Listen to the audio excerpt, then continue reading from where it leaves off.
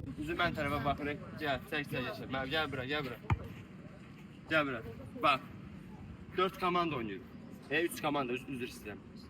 3 komanda oynayır. Qırmızılar, yaşıllar və normal adi formalar. Birinci növbədə nə? Nə? Top itirdinsə komanda. Məsəl üçün, top itirdinsə sırası sıxıb almaq lazım. Başa düşdün? Əgər sənin komandan top sarısı, sənin komandan kimdir? Sadiqgildir, düz deyil. Sadiqgil, bax siz əgər topu itirdinsə sırası sıxıb almaq lazım. Siz əgər işləyirsinizsə, yaşıllar və qırmızılar geniş oynayırlar, top saxlayırlar. Eşitdiniz? Çalışmaq lazımdır, sadə oynamaq lazımdır.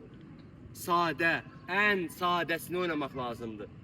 Pas açıldı, yerimizdə qalmaq olmaz.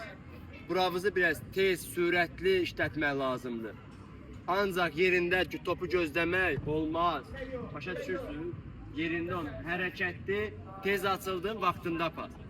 Başa düşürsünüz nə demək istəyirəm? Bax, 2 komanda oynayır, 2 komanda, 3 komanda oynayır, 2 komanda geniş oynayır, top saxlayır, 1 komanda top alır. Elə bil ki, 8-in 4-ə top saxlayırsınız. 8 nəfər qıraqda top saxlayırsınız, 4 nəfər işləyir. Əgər hansı komanda topu itiribsə, sırası pres edir. Hansı komanda itiribsə. Başa düşdünüz? Yaxşı, bildiniz nə demək istəyirəm? Hə? Ancaq önəmli məsələ nədir? Topun bizdə qalmağı. Topu bizdə qalmaq və tez oynamaq. Yaxşı? Davay. Yaşıllar işləyir.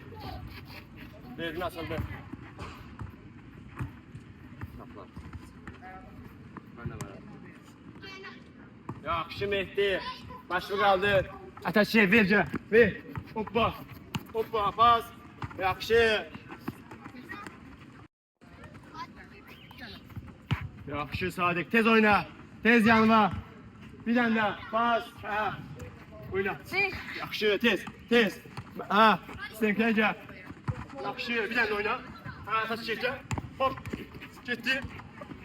Başla. Tələsmə. Ha. Dəyiş oyunu. Basan Mehdi. Bir tane tez dəyiş. Ömer dəyiş. Ha. Mehdi. Dəyiş. Mehdi orta. Bir. Ha. Bir. Bir pas. Gel. Saklan. Hop. Bir. Tez. Hop. Ha. Tez. Bir daha. Tez değiş.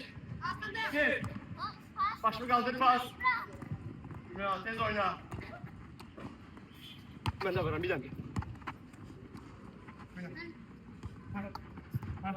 Başını kaldır. Tez oyna. Ali vereceğim.